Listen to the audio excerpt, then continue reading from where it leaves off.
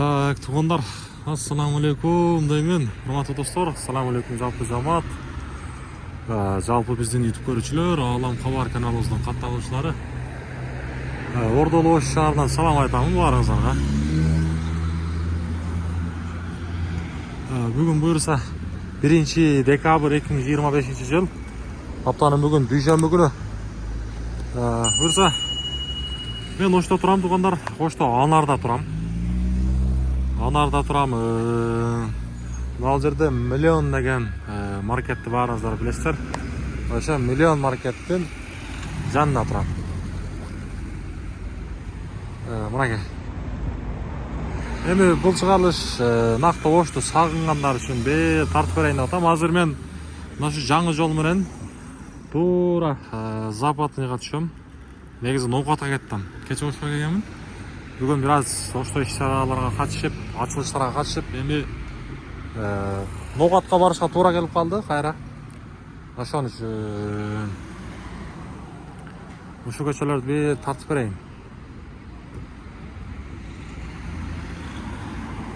Мына жерде азыр негизи мына маркет жакшы иштеп атат.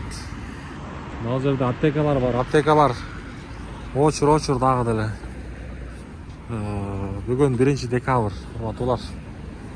Мына жерде Мамина Билин деп ушундай кичине фастфуд жасай турган жер бар экен. Мына ушул үйлөр.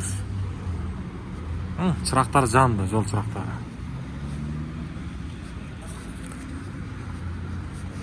Так, топқа персан кийдим. Зимнийден термо. Сулуулуктан жылуулук дейт го.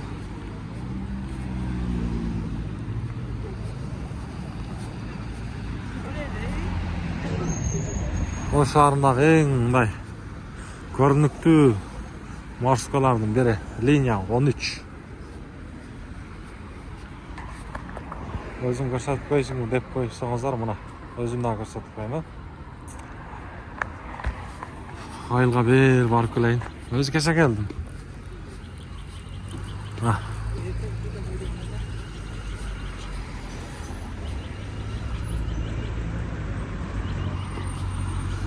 Кыштын 1 күнү. Кыштын 1 күнү. Азыр өтө баягындай түн узарган маал экен. Саат караңыздар, мына 5-тен 51 мүнөт өттү. 6-га 9 мүнөт калды. Ушул убакта шам убактысы. Анар бул жагы Төлөйгөн, билесиздер. Ушул райондо сагынгандар болсо бир пласт басыңыздар. Ушул райондо жүргөндөр, ушул райондо жүрүп окугандар, мурун студент болуп жүргөндөр. Сонун китеп окуду, китеп окуш керек. Китеп окуш керек. Кээде айтышат, сурагандарда кантип ушундай блог алып барсам болот дейт да, Instagram, YouTube, негизи эле интернеттенчи. Сөз байлыкты кантип көбөйтөм дегендерге. Ушундай китепти көбүрөөк окуса, мына жерлерден көрсөтүп коеюн. Китепти көбүрөөк окусаңыздар эле сөз байлык көбөйөт. Анан сүйлөө жөндөмдүүлүгүңүздөр дагы өзгөрөт.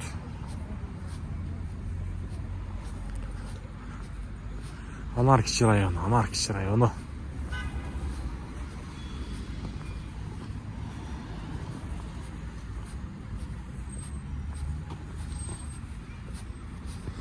Бул жакта мындай жаңы домдор чыкпаган.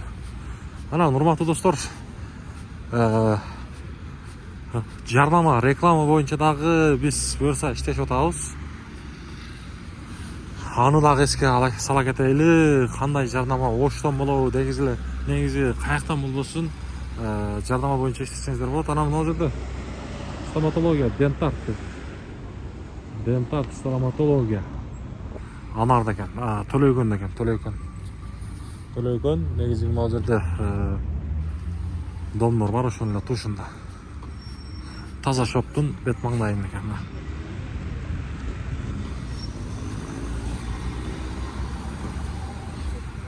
тиш оору ар бирибизде эле бар негизи. Эми эч кимдики оорубасын, ушул жерге келсеңиздер болот экен. Ушул жерде анарда жашагандарга, төлөкөндөргө жашагандарга жакын деп ойлойм. Ушул жерде эми жол катары көрсөтө кеттик.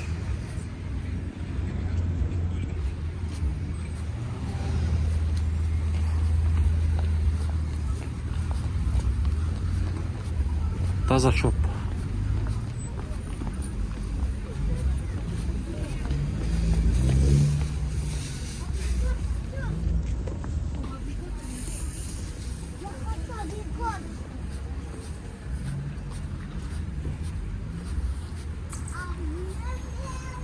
Билимсиз күн өтө суук.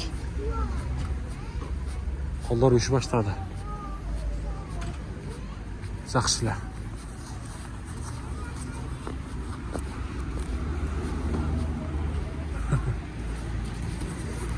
Маркет. Акниет. Үстүбүзгө мурдагы Арзу тойгонасы эми азыр негизи угушум боюнча иштебей атыптыр.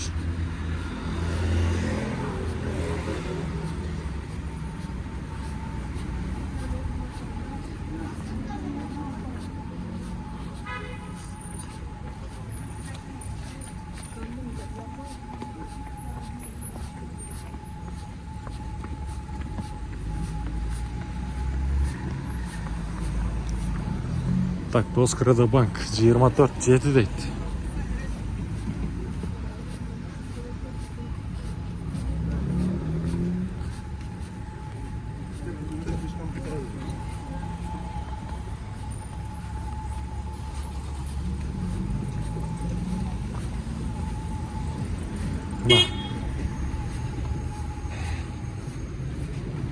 Байел маркет.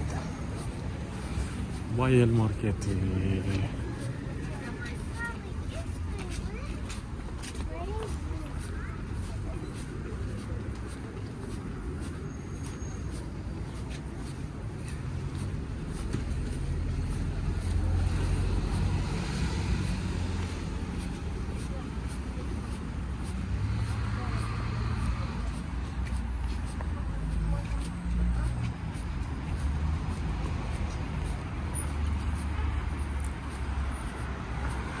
Бул негизи Ихлас курулуш компаниясы салган Западныйдагы эң чоң домдордун бири.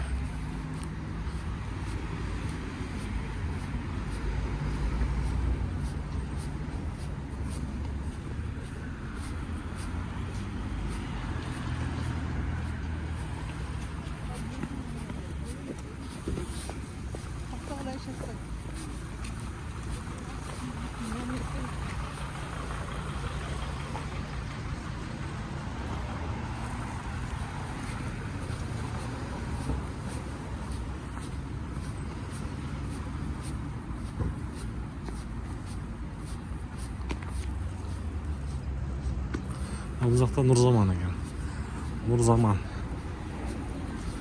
Нурзаман курулуш компаниясы. Бул Ихлас.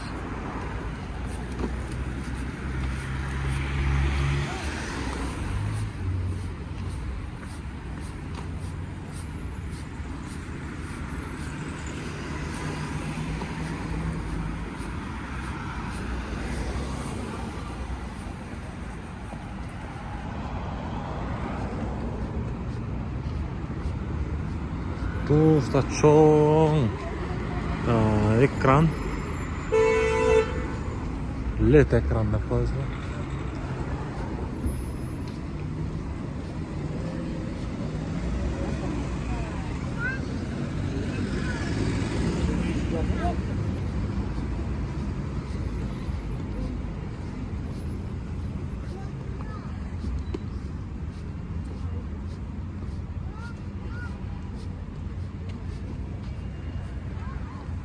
Ошары деп.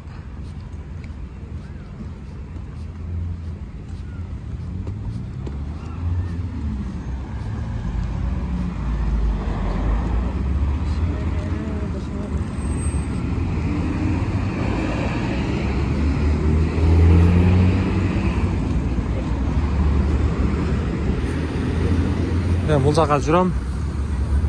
Бирок мына жерде көрсөтүп коеюнчу, а?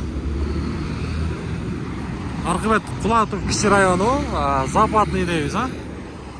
Мына. Ошол жерде болсо Барспек деген айлампа бар. Круговой, а? Бул жагы Ноокатка, андан ары Кызыл Кыя, Кадам жай, Баткенге карап кетесиздер.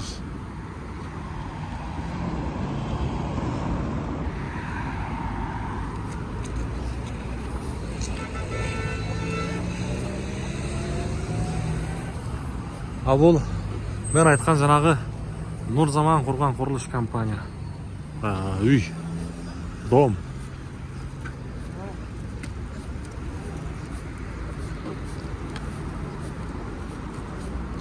Так, анан мына жерде негизи KFC бар экен. Туугандар. KFC бар экен, KFC. Угушум боюнча айтышат, Россия менен Кыргызстандын KFC'синин айырмасы бар экен дейт. Бирок эми бир го бардыгы эле. Туурабы? Билгендер болсо комментарийга жазыңыздарчы. Чын эле ушундайбы же кандай? Же Россиядагыдай эмес бекен?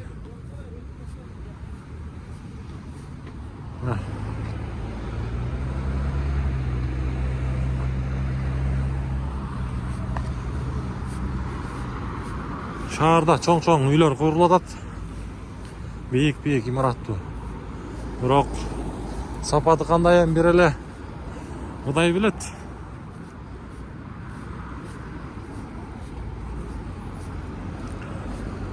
Анча-мынча ушундай чыгарылыштар болуп турат. Негизи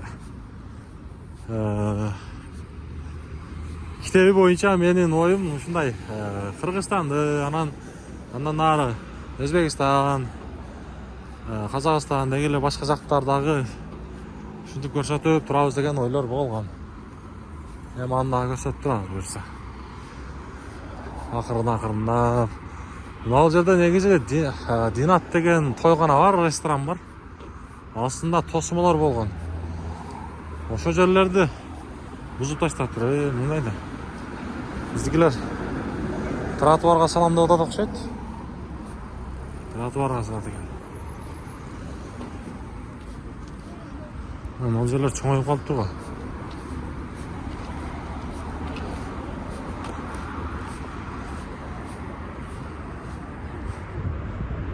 Динат ресторан, тойгона.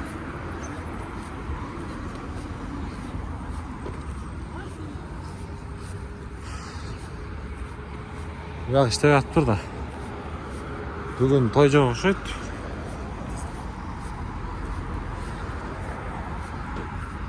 Анан негизи эле урматтуу туугандар, оюңуздар жазсаңыздар болот.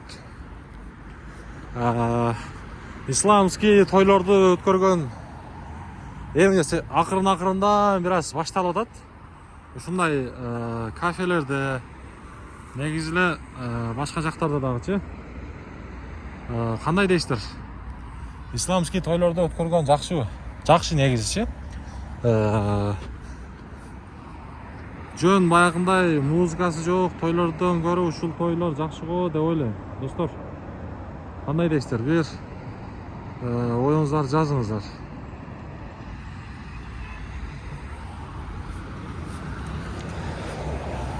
Ошондой тойлордон оолак болушубуз керек да бизчи. Ошондой тойлорду токтотушубуз керек. Дакс-дуксу дейт го биздин тил менен айтканда. Ошондой тойлорду токтотсок кыйла жакшы болобу?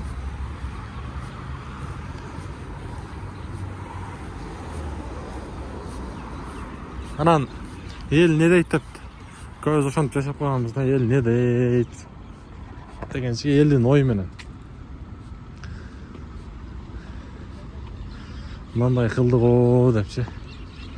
Мен өзүм эле жакындарым, жакын инсандарым, достордон, башка нерселерден кредит алып дагы той кылгандар бар да. Азырга чейин кредитини төлөп жүргөндөр бар. Ошонун ордуна ресторанда болбосо дагы үйдө той кылса, сонун болот да. дегенде чыгашасы бар. Тойдо ысырапкерчилик көп. Ашкан помойлор бар, ошону дагы деле мусорго төгүшөт. Итке беришет дегендейчи. Анан азыр ака. Анан негизи папты эле өтө элчи, папты эле кетейли. Арзан болот. Эми баардыгыбыз арзанчылыкты издейбиз го. Мына жашылда өттүм.